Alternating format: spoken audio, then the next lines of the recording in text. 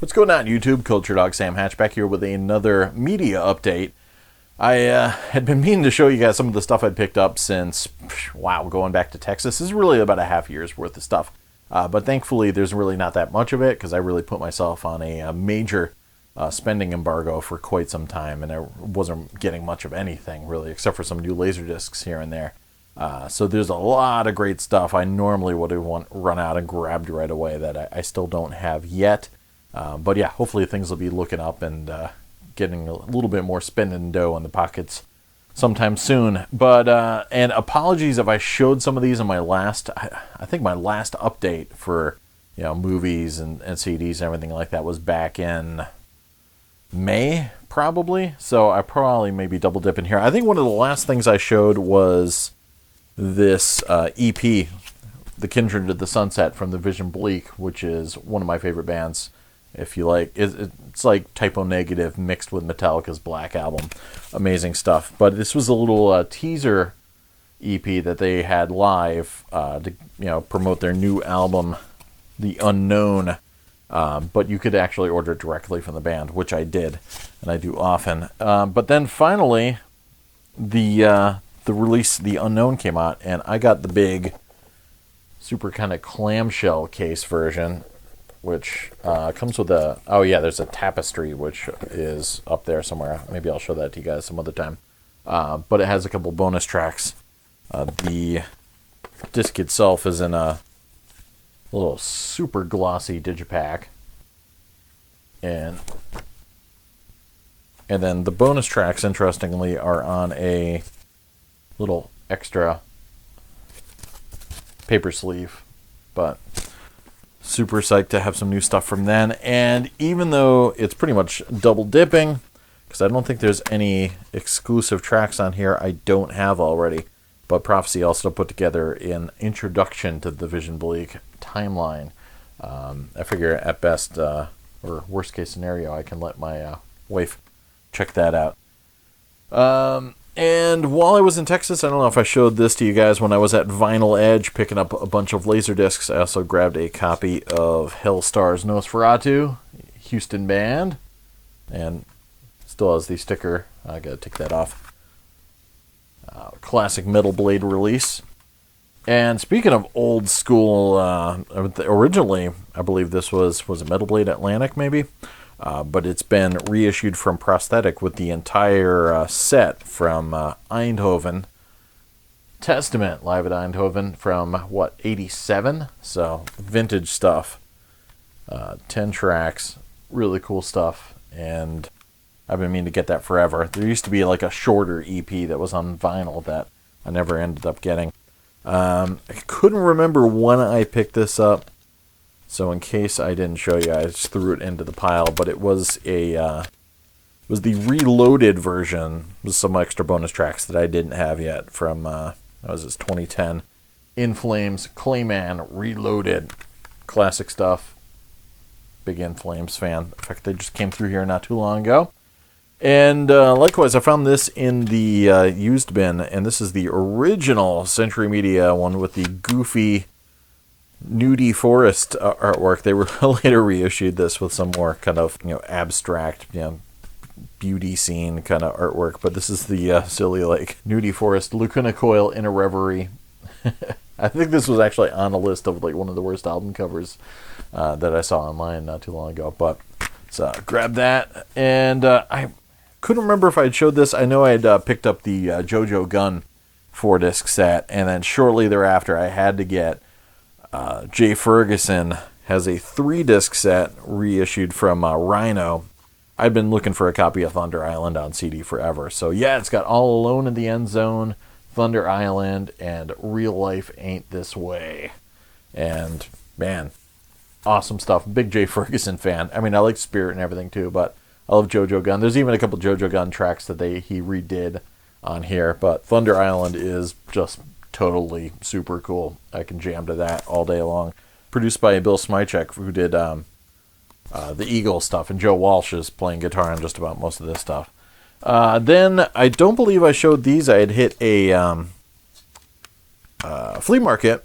I think it was shortly before going out to Texas, and pick these up. It's a little sun faded on the front, unfortunately, but had to get Sausage, which was Les Claypool's project pre-Primus, and this is when they came out with a release in '94 with all the classic Sausage jams. And I had to get this for no reason, just because I didn't have a copy. I think I've got it on vinyl. I didn't have a copy on CD, but I saw it in a pile. DJ Cool, let me clear my throat. And yeah, all the remixes and everything makes your Friday way better. I also got, I don't know if I showed this before either, but yeah, for like $1 or so at the flea market, Crystal Method Vegas, the soundtrack to pretty much every car commercial ever in the mid to late 90s. Everyone else I knew had a copy of this, so I would always listen to theirs, and I never had my own, so freaking for $1 or $2. Also found this. Unfortunately, there was a little bit of water damage to it, but an old Island release from '85, Shriekback Oil and Gold, which is cool because it's got some stuff that was in the Manhunter original soundtrack, which I also have to pick up as well because that's a killer soundtrack. But I was psyched to have that. And then there was a huge gap where I didn't purchase anything. Thankfully, I'm the loud rock director at a radio station in Hartford. Otherwise, I wouldn't have access to a ton of, well, obviously I could use the internet, but I get digitals of a bunch of stuff, so I was able to rock the new Red Fang and the new Opeth and the new Dark Throne, etc. But I really like to go out and support the bands and pick up the discs too, because I'm super fans of all those guys. But one thing, of course, I had to get was the 3-disc version of Metallica's Hardwired to Self-Destruct.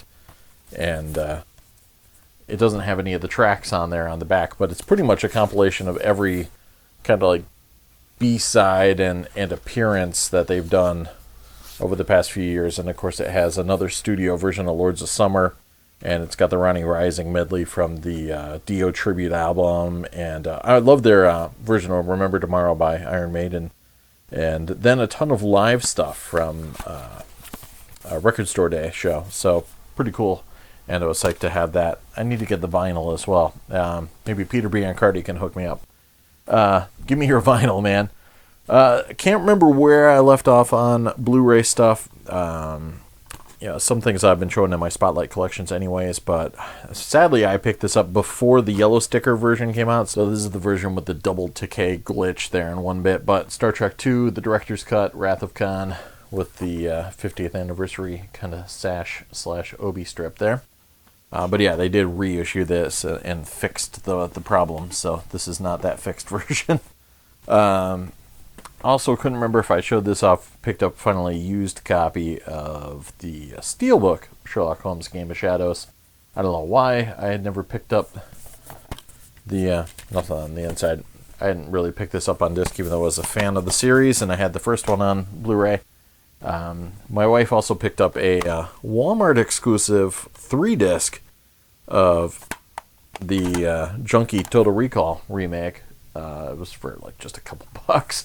Somehow FYE picked up a bunch of overstock. They've been doing that lately. We grabbed Target Godzilla Special Edition from FYE, brand new, even though obviously it wasn't Target. And when I was in Texas, I grabbed some discs. I probably showed these, but I couldn't remember.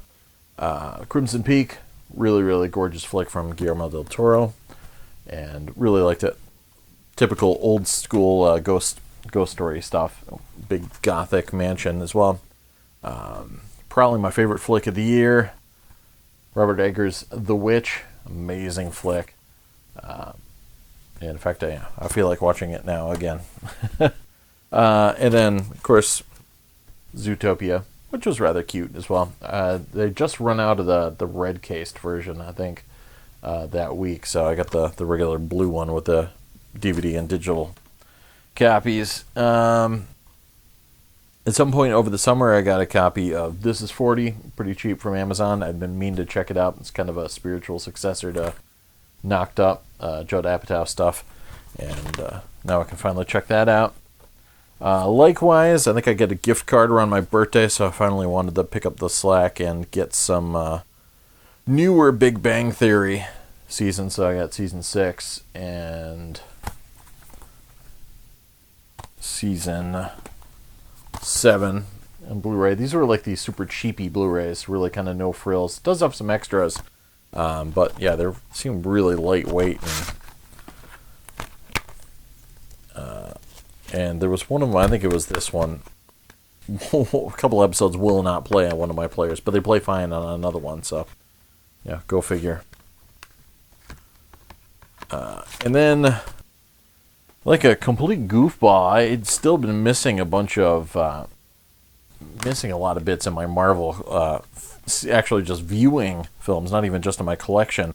So I couldn't get a chance to check out Civil War when it came out over the summer, because I still hadn't seen Winter Soldier from a couple of years back, even though I'd seen everything that followed on the heels of that. So yeah, finally got a used copy, reasonably priced, from FYE Winter Soldier, and checked that out, which finally allowed me to get my act together and pick up Civil War and see that. And what else? I did run out briefly on Black Friday. I kind of have the thing, or my wife have a thing where if we're ever out and about late on Black Friday, we'll run into like a Best Buy or something, because they seem to have all the doorbusters late at night. You just have to know where to look, and they tend to hide things, and there's sometimes some boxes full of things that are like hidden around a corner, or standees, etc. So we ended up finding everything we were looking for, as we always do. But I want to get her season 11 of Supernatural, and yeah, we actually have to fire this up. Just finished marathoning season 10 recently. And then also picked up Star Trek Beyond, which, again, I missed in theaters. I'm a total slacker this year. And had to get The Conjuring 2, great Christmas movie and Halloween movie as well. And I think that's about it for Blu-rays. Of course, I got a ton of stuff from Arrow and Scream Factory, and there's still some things that I owe reviews for that. But and then earlier in the year, maybe, or in the summer, probably around June or so, I ran to a really cool place in was it Niantic, Connecticut? It's called the Book Barn. I think it's Niantic, and not to be confused with the makers of Pokemon Go. But yeah, so I picked up a bunch of books. Some I'm going to show you in another video because they're James Bond related, and I actually need to do a James Bond book update.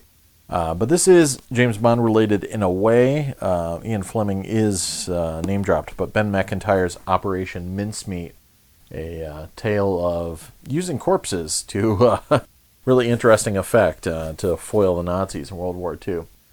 So I've been meaning to pick this up for a while. I remember when it first came out, I heard a lot of buzz about that. And then also some more historical action. Ian Fleming's Commandos, the story of the legendary 30 Assault Unit. Nicholas Rankin. I got a hardcover copy of this. And yeah, looking forward to reading these suckers. And what else? I'm trying to think if I showed this off on one of my other ones, but I finally got around to pulling the trigger and getting Clive Barker's The Scarlet Gospels. I think it was the only Clive Barker. Maybe I think I might be missing an Abarat book or two. But it's the sequel to The Hellbound Heart, and really cool because it combines Harry D'Amour from The Last Illusion and the film Lord of Illusions and later books like Everville, etc.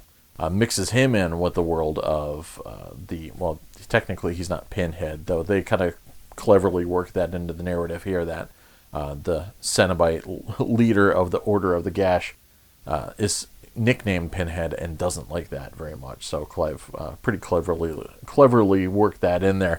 But yeah, so it's cool. It would be almost amazing if you could make a film and have it be a sequel to Hellraiser and Lord of Illusions at the same time. That would be super sick. But anyway, so glad to finally get that. And oh yeah, one thing I was actually psyched about, I was looking to fill a few gaps in my Michael Crichton collection. I've just always been a Michael Crichton fan, and a lot of his later stuff I didn't get a chance to read until recently.